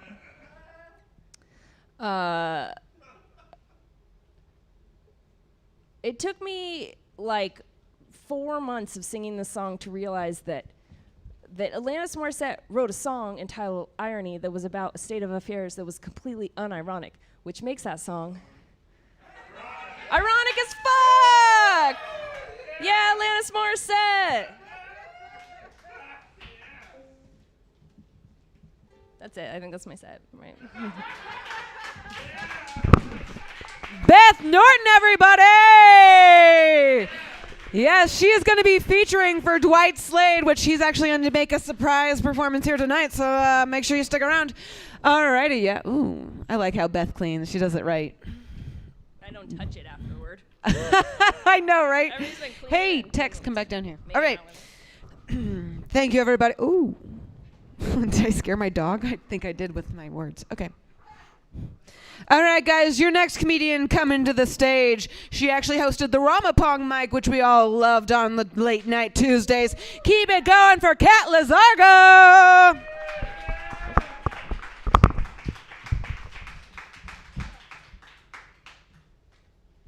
I'm glad we have water bottles up here. That was part of my contract, so. This is wet.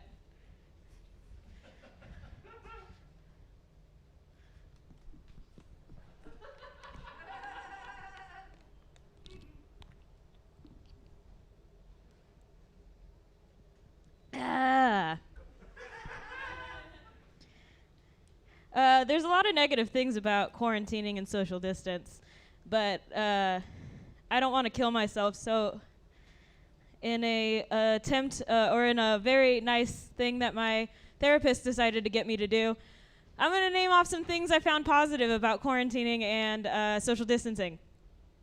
A lot more acceptable places to cry in public. Beforehand, it was like she could be crying and she doesn't know how to deal with her stuff. But now it's like, okay, I get it. I've gotten really good at Super Mario Sunshine. That one's a personal. You could do it too if you worked hard enough. It's been, oh, this is my favorite one. It's been a little over 3 months since any dude has touched the small of my back. Can we keep that going when we move forward? Do you know me? Are you my grandpa? Don't touch me. That made it seem weird. I'm just saying. I'm not going to correct it, I guess. My dog has a lot more respect for me. Don't know what brought that on, but I'm going to keep it. I cleaned out my email inbox and unsubscribed to a lot of places. Not Michael's, though. I bought a bunch of craft supplies, which brings me to my next point. A lot of time to do crafting. I have started so many projects that I will never finish. It's good. There's only one other crafter in here. Okay. Wearing masks means there's less of my face I have to worry about people seeing. I have bangs, but they're pinned back right now. It's just, there's only like 20% ratio of my face that you see now. So that's cool. This is when I was running out of ideas. Got really good at day drinking. I got really into like van life stuff. So if you go on YouTube and you look up like van tours, and it's just a bunch of like 17-year-old white women being like, my dad helped me renovate this. They're like, do you want to renovate a van for $900? And then you're like, fuck yeah. And then you look at it and she's like, my stepdad did it all. And I'm like, fuck off. I want to live off grid. I'm just not that privileged. Sorry. It's strange that I missed this. Okay. I was like, oh yeah, text too. The harshest critic there is. Yeah, it's strange that I missed this. When comedy went away, I was like, oh dang, time to focus on me. And then that didn't work out. When it was gonna come back, like it's kind of coming back now, I was like, I'm never gonna take it for granted. And then today I was like, I don't want to go.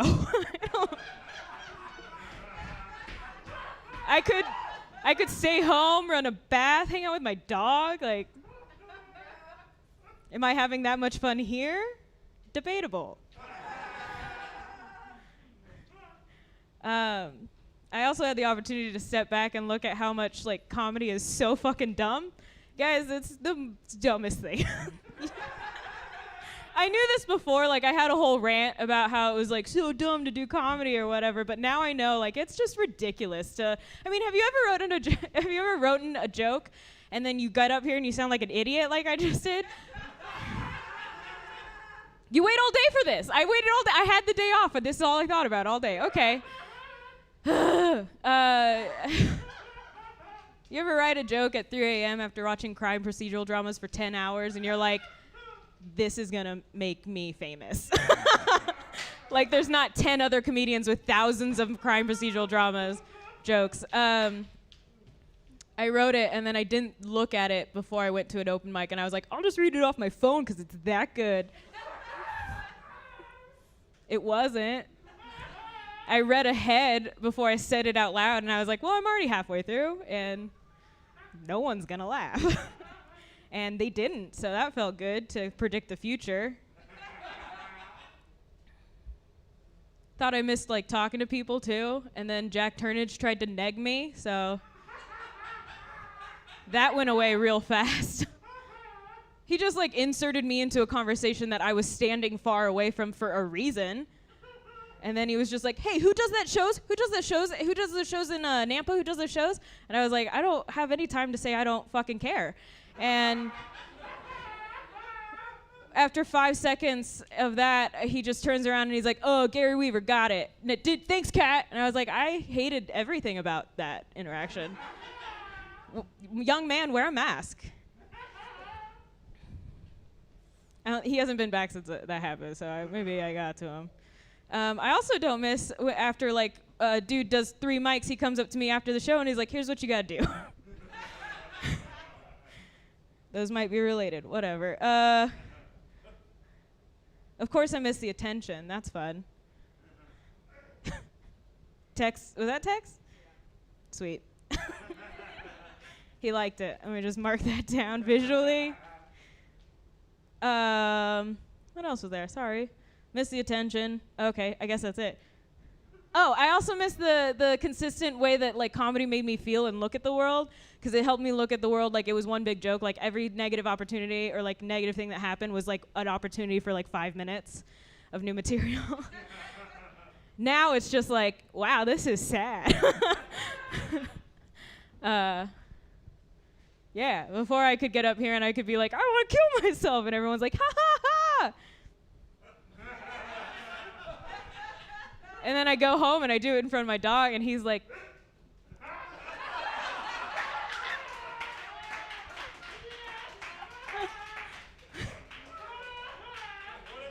we rehearsed it. I secretly sneak text some wine, and he's like, I'll do anything. Where'd the water go?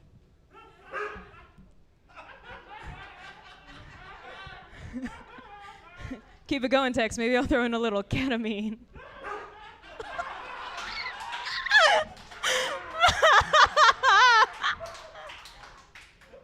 Someone call Caesar Malone, because I'm taking his job. That was just for LJ, apparently. He's the dog whisperer, everybody. Yeah. That's right, Tex. TLC. Get on it. Yeah, laid out text. I love you. Speaking of LJ, hey, what's up? He mentioned that this place is a very sacred, beautiful place, that a lot of people do, like, come up here just to tell piss and shit jokes. And I felt very left out. I don't have a good piss or shit joke. I have a queef joke, but that's not as tangible as a good pee-pee poo-poo joke. I don't have a joke. I didn't write one. I just wanted LJ to feel bad for leaving me out. Also, Laura Prepon is to me what Channing Tatum is to suburban moms. So, any hair color. I'll just be doing the dishes one day and think about a scene from Orange is the New Black. And yeah, maybe I substitute the red hair. We kiss and then we talk about the socioeconomic boundaries for minorities and how it's just fucked up and not getting any better. And that's what I like, her brain. Everyone talked about her hair and how hot she was, but I think her brain is hot too, so.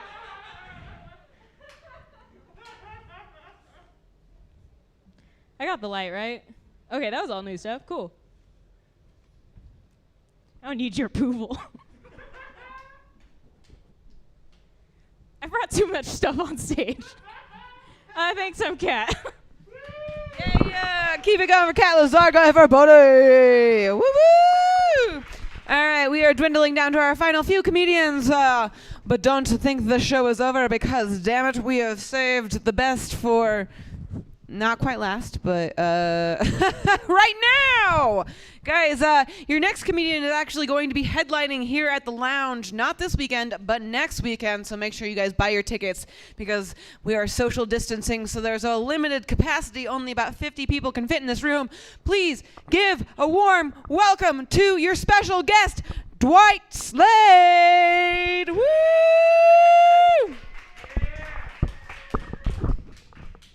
Thank you. Thank you. And prepare to be disappointed. I got my hair at a Bon Jovi tribute band. It's always been my goal to look like a broke Keith Urban. Also, I chose to look like an AC/DC character with what I dressed at. Right. Angus Young, anybody? This is going great. I'm new to Boise. I moved here a year ago from Portland. I was drafted to spread protest. And it's been great. It's been a year being here. I was in Atlanta. This lady goes, "Where are you from?" And I said, "I'm from Boise, Idaho." She said, "My friend Barry lives in Seattle." Oh. That's a different place. Are you new to conversations? Because this one's over.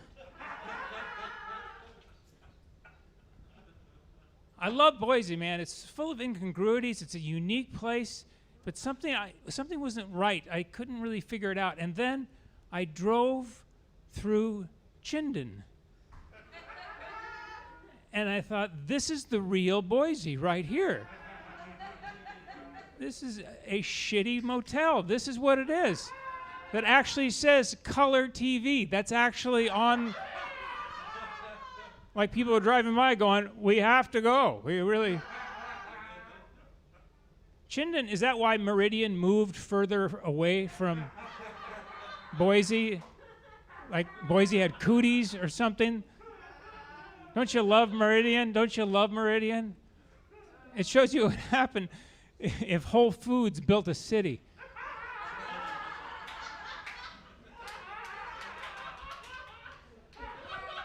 You can do things. Where are you going? Is it that shitty? That's all right, man. I don't blame you. I actually wish I could do the same right now. He works at Whole Foods. Let me do the joke, sir, if you don't mind. We don't have that much room for two egos here. Good. So I'm feeling better now. I'm feeling better. I was invited to a Zoom happy hour, so now I can virtually feel like an outcast. I'm trying to stay healthy, though. That's what they say. Stay healthy. But I notice a lot of people who say that don't look healthy. Hey, Dwight, stay healthy. Okay, well, you're eating a bag of Funyuns and have a big gym. Big gym. A gym. Fuck. So stay healthy. That's what I'm trying to do. And this is what we have to stay healthy, is a paper towel with some strings on it. This is supposed to help you. I don't understand. This is what it's supposed to save your life, and it looks like something you'd have at Halloween. What I've noticed, though, is when you have this on, the only place you can convey emotion is from the eyes up, and I find that I overdo it. So how's it been? Oh, it's been good for you? Yeah, what'd you do today? Oh, Trader Joe's. I love Trader Joe's. I really do. Yeah, that's great. Yeah. Well, you got to do something. Yes, it's expensive. It's very expensive.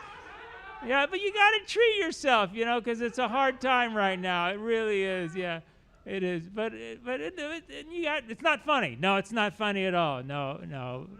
But, you have to laugh.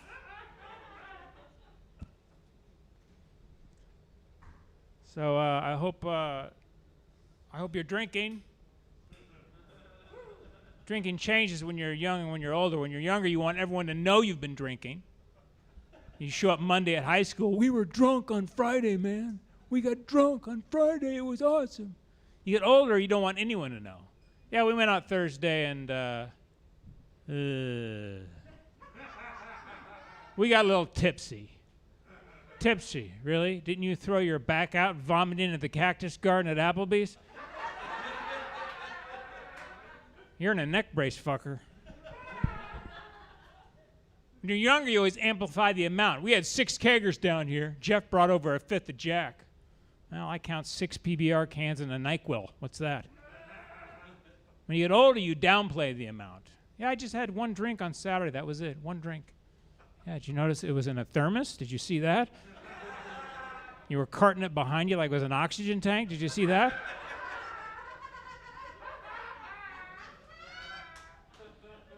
When you're younger, you never think twice about heading downtown for a party. You get older, all you think about is parking. Hey, Motley Crue's coming to the Coliseum. Well, we're not going down there. There's no place to park. I'm not driving down there. There's no place to park. Why even go down there if there's a place to park? All right. So it's a complicated world. Who's the genius to put the switch for the garbage disposal right next to the kitchen light? Thank you for that tense showdown every morning. I have never gotten it right. Never. Not once. Gone to the kitchen, 5:30 in the morning. Okay, the light. Is this one? Sweating for 2 hours. What the heck was that? Why would they put those 2 polar opposites next to each other? Here's light for food and a jarring wood chipper sound. I don't think the garbage disposal actually works. No one has ever seen one work. It's the only appliance you have to listen to see if it operates.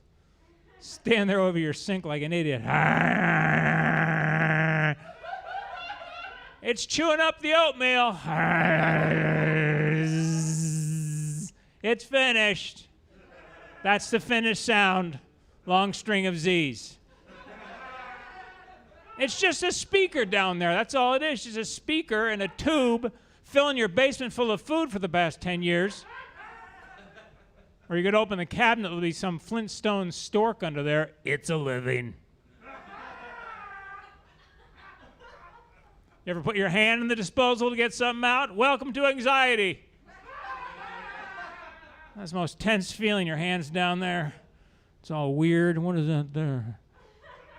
Is that another finger? What is that there? Someone walks in. What are you doing? Get out of the kitchen.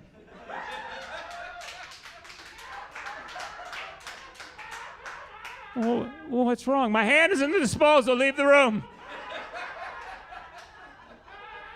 Well, I'm not even close. It could go on magically. Get out.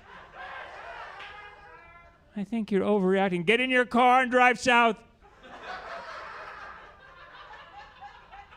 That's a little dark in here. Don't turn on the light! All right, hey, thanks a lot, guys.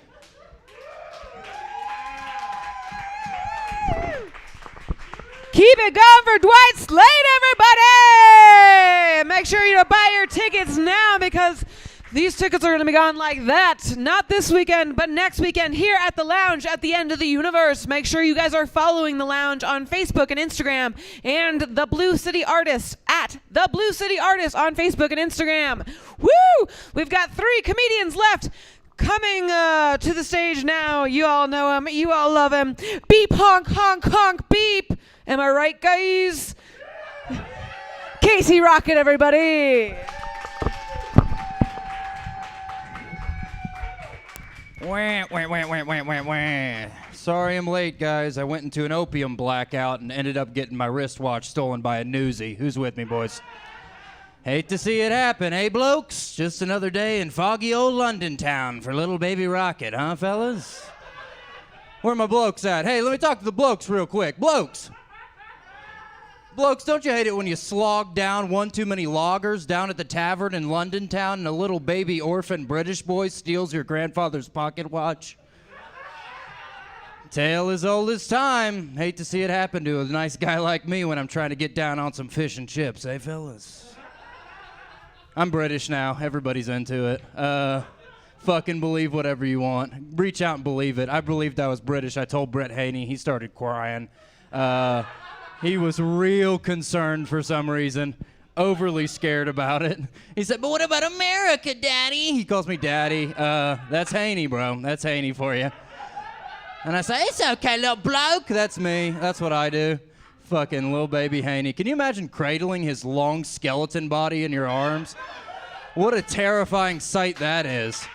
That's fucking nightmare fuel. There's 3 sleep paralysis demons in the world. The first one is the Hag. The second one is the Hat Man. The third one is Brett Haney's long-ass body just sitting in your corner like, why aren't you American anymore? Because I don't want to be. Tell me how to live, bro. I'll pay you a tenner just to shut the fuck up, man. Tenners, quids, that's how I talk now. Get the fuck used to it. Having fun. So nimble. Feels good. Bath salt's kicking in. It's been a good week. It's been a crazy week, man. I fucking bought some new soles for my shoes, and they ended up being the soles of the damned. Hate to see it happen. Had to get a what? Shoe exorcist. Hate it, boys, huh? Kept getting woke up in the middle of the night because my shoes would walk me to the spooky graveyard. Eh, Haney? Big laughs. Big laughs. That's what tonight's all about. It's about fucking wordplay and fucking tenors and fucking plunking wankers and fish and chips, boys. Tale as old as time, Beauty and the Beast. I'm doing good. I had a weird life. I had a bunch of friends who would do hard drugs, and then also me too would do it. And y'all have friends like that where it's just you, and then y'all have friends who do heroin, you're like, nah, it's just me, man, or whatever. And then, but we would get in like a cycle of one-upsmanship. So it'd be like, where it would make like really fucking crude behavior seem like super normal. To be like, dude, I fucking blacked out and fucking pooped in my car or whatever. And your buddy be like, what the hell, dude, I blacked out and pooped in your car too. And you're like, oh, aren't we a sight for sore eyes? We're a good friendship group. And then during college, I went to college in South Georgia, and we ended up meeting this guy who sold Xanax Oreos, which is just like who thought of doing it? Who was the first one to combine it? Because they were like name brand too, which I'm sure was not approved. And if it was a genius marketing scheme. You fucking get a couple Xannies in you, next thing you know, you got 10 more Xanax in you.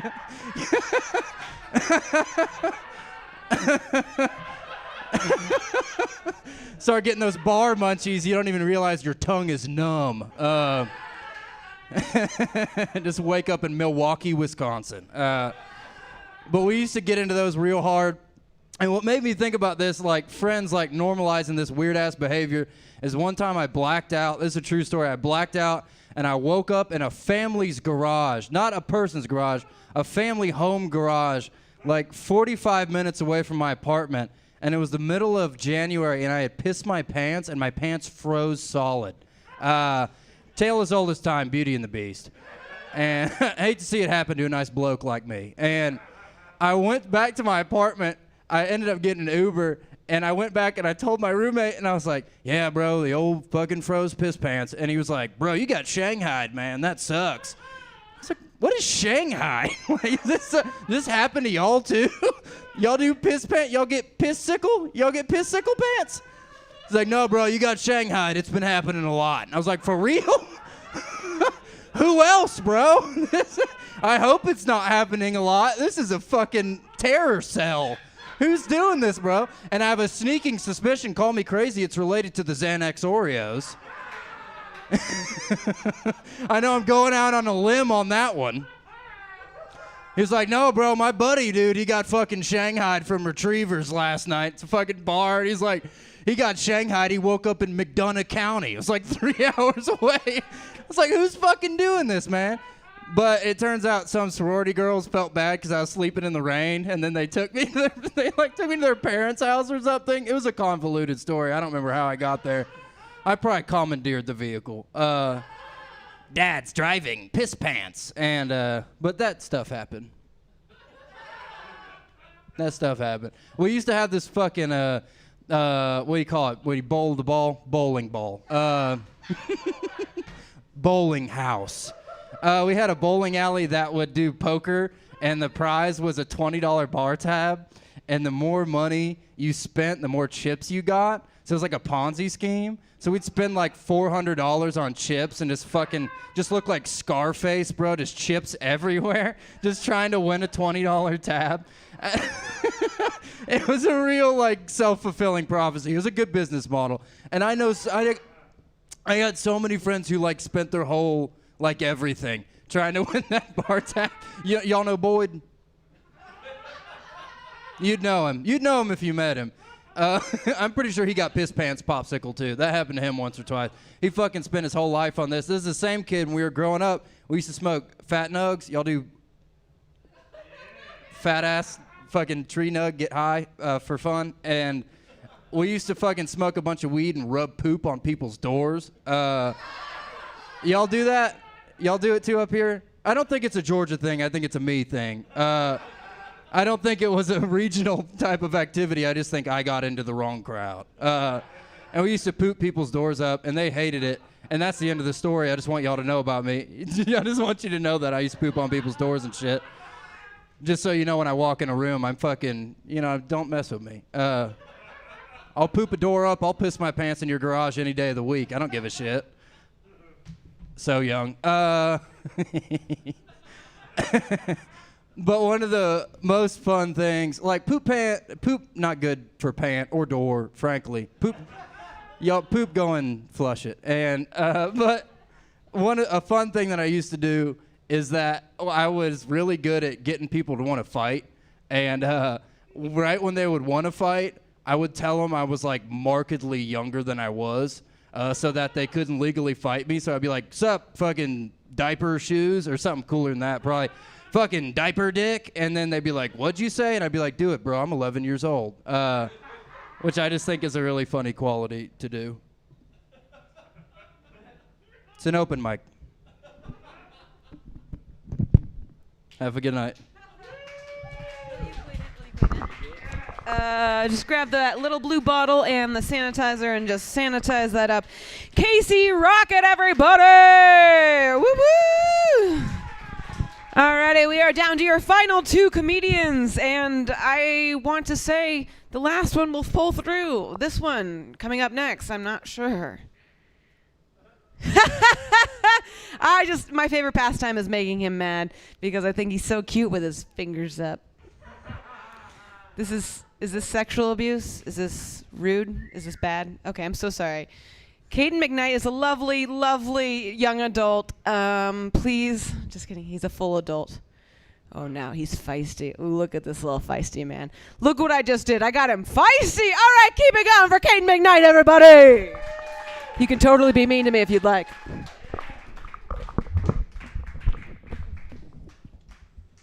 So I attended my first AA meeting recently.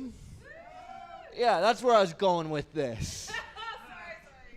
And so I want to start by saying they have some stupid fucking names. Like, I attended the 2 p.m. Saturday Night Live group on a Tuesday. And like, I knew it wasn't going to be a group for like fans of the longest running sketch comedy show, but I always thought there'd be like a focus on being funny. No, it was just AA. And like, for some reason I thought when I was walking in there, they were all gonna start teasing me, like, you have to give into something bigger than you. But no, they were just all really nice. And everyone had these like really intense and powerful stories. And like the comedian in my head just started going, I have the worst set. I need a better set right now. So like I found myself trying to think of lies to make myself more interesting, which isn't the point of AA. I wanted to go to a meeting because the night before I did cocaine for my sobriety. And it's like, I want to explain my logic because one, I got sober because I took too much acid one night. And I just want to do a quick aside, acid's a weird drug. Because like I know it's good shit if I start crying. If I just find myself randomly crying, I'm like, we're in for a good night, you guys. So, I figured drugs got me into this mess, maybe they can get me out. Like, it doesn't seem fair to cocaine for it to let alcohol ruin it like that. Like, cocaine's never done me wrong. And I've never turned down free cocaine, and I'm not gonna let my sobriety change me, Like, someone could literally ruin my life by standing outside of a drug testing clinic and offering me a key bump. Just no hesitation, I'd be like, oh, I've never turned down free. I just lost my children. But that trip, though. See, I figured, like, okay, cocaine and alcohol, that's peanut butter and jelly. So if I can just eat a peanut butter sandwich, then I'm sober, then I'm set in my sobriety. If I can just survive a coke binge, then I know I can last. And I did. I did a lot of cocaine, no alcohol. So I basically just spent all night going, oh my God, I'm so glad I'm sober, dude. It's so fucking great being sober. It's a life changer, man. It's a fucking life changer. I love sobriety. I'm gonna do a cartwheel. I think I can do it now because I'm sober.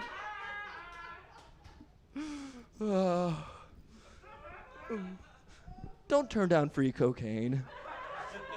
That dude spent $100 a gram on that, and I was just gonna say no. I've got a lot of reasons to get sober. Like, I found that I started using myself as a drunken hitman. Like, I would just see someone I didn't like, and I would just turn into the Terminator. Just like a mission would appear in my head. Your job, make them feel as bad as you do. Your payment, 2 vodka Red Bulls up front, and all the PBR you can finish when it's over. He gets the job done, but like he kills all the witnesses. It's not always so bad. Like sometimes he just wants to play a game. Like sometimes when I get drunk, I like to play this game called Important Life Decisions. That's when I'm about a beer and a half away from blacking out that I want to see some changes. Like I always know I should wait until I'm sober, but then drunk Caden comes kicking through the door. Fuck that. Sober Caden's a pussy. Do it now. Like, fucking so many nice nights on the town just turned into, like, the mystery of who's mad at me. Like, you ever just wake up and you're like, I made someone cry last night? I hope it was only me, but... Because in those cases, if you want to find out the mystery, the case of, like, why everyone's mad at me, you have to start at the scene of the crime, which is a bar. And at that point, you got to fit in with the locals. So you got to get yourself a whiskey.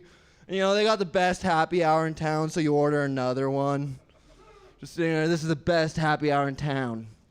The very mistress that got me into this mess.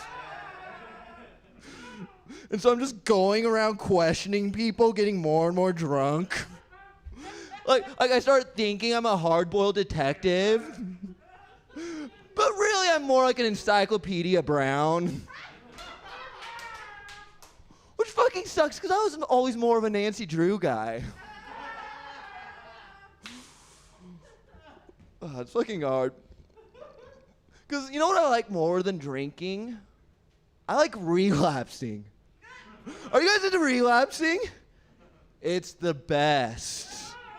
You have all these goals and self-betterment, and then it's all over. What a... That one didn't hit right. I like relapsing so much that I kind of want to get addicted to harder drugs so I can quit and then relapse. Like, I'd be such a fucked up diabetic. I would just spend all day just neglecting myself of insulin. Just so I can give...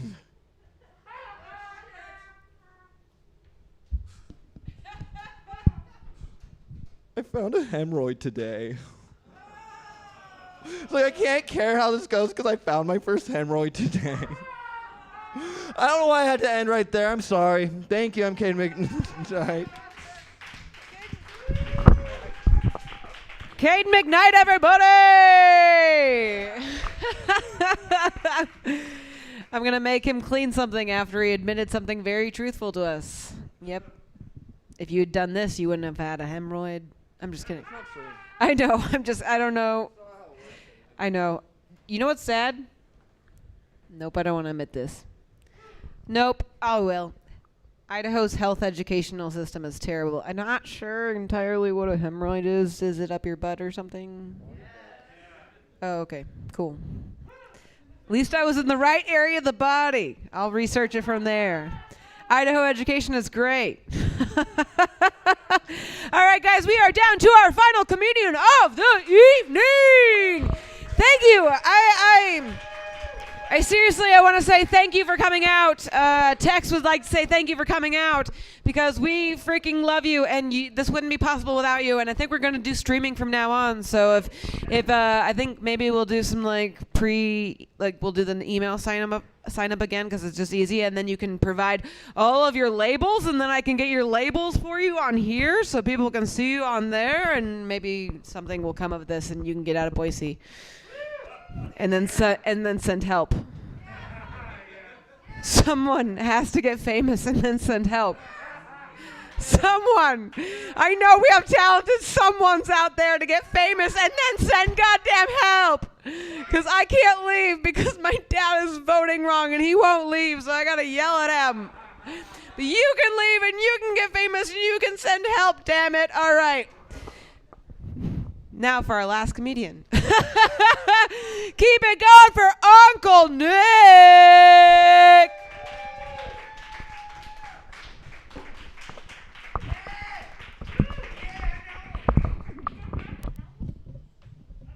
What's up, fuckers? It's Uncle Nick.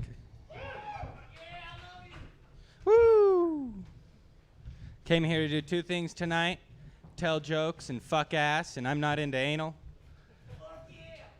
Rewrote that joke, didn't do well this time either. Cool. All right. I'm just going to get into it. I've been driving a lot. That's pretty much all I do. I don't go outside other than for my job.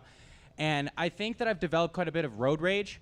And it's coming out in weird ways. Like, I've been roasting pedestrians as I drive, but they're not like good roasts. Like, I'll just be going down the street and I'll be like, big-headed fuck. And I don't know. I hate drivers. I just hate when people go next to me or in front of me or behind me. He gets it. I really hate vanity plates. I do. I think they're kind of just a fucking waste of money, I saw this one the other day. And I shit you not, it just said Mom Jovi. I have picture evidence of it, right? That person lives with us, which sucks, But I've been trying to come up with other ones, like fun ones that I would want to see, like Single Dad, like SNGL D4D, or She Left Me, SH3L3FTM3, right? But But there's some, like, I see one, you get to know, like, I just judge people. I feel like I know them from their vanity plates. Like, I see a guy, he's got one that just says Thrivin', and we know that guy is a douchebag, right? But then there are ones that are just, like, cryptic. Like, I swear to God, I saw one the other day, it just said 2 times. Don't know what the fuck that means. I like to imagine that he was at the DMV and the lady behind the counter just couldn't hear him. He's like, I told you 2 times. But yeah, I drive. I think about cars a lot. I don't know anything about cars really, but you know, say what you will about Elon Musk. There's something that a lot of people aren't giving him credit for, and that is that he's normalizing douchebags driving hybrids. You know, like before it was considered girly to drive a hybrid. You know, it was like if you didn't spray fossil fuels out of your fucking gas tank, your dick couldn't get hard. But with the Tesla, it's like cool now, right? And I think we should approach that, approach other things with that same strategy, like recycling. I think we should make recycling sexy now, you know? Just be like, dude, fucking recycling's hot, right? Recycling helps you get bitches, man. I was taking out my blue bin the other day. Next thing you know, I'm getting my dick sucked, dude. Sick. I don't know. Just a thought. Fuck. What else do I want to talk about tonight? Not much. I haven't been doing a lot of writing. I've been working on a new podcast, so I'm just going to plug that. It's called Looking a Gift Horse in the Ass. It's a political gotcha cast where I bring people on each week and I cancel them. So it's going to be really fun. Don't have a guest yet. No one's willing to do it. I get it. But no, I don't know. This is going to be a short set for me. So, yeah, we can all get out of here. I'm Nick Downs. You guys have a good night. Nick Daniels, everybody! Woo! Ooh, hand sanitizer this time. Oh. No, I don't. I mean, ooh, wow. He squirted me. I'm not sure how to feel about it. His set was short, and then he got me. Is that how we're going out? I guess so. Well, if that doesn't speak for a relationship with a comedian, I don't know what does. Like you haven't dated one yourselves? Fuck off, you know? All right, guys, thank you so much for coming. This is the Blue City Mic. We're doing this every Wednesday until they COVID shut us down again. Because if you could just wear your mask, that'd be fucking great. Thanks. That's my next slogan. Thank you. Just a reminder that we are going to do the Coronathon, a streamathon here at the lounge. Comedians, I'm thinking about Corona-inspired sets, so if you want to talk to me about that, that is July 31st. We're going to be doing stuff 7 to 9 p.m. If you want to do comedy, live streaming, we can get that stuff honed in sooner than later. Cool. All right. Cool. Lounge at the End of the Universe. Follow all that at Lounge Boise. Lounge Boise. Lounge Boise. Lounge Boise.com. Patreon.com/Lounge Boise if you want to just become a contributor if you're rich and want to spend money. Cool. All right. Thank you all. Have a good night and make sure to tip your to-go bartender. Cool. All right. Thank you. Have a good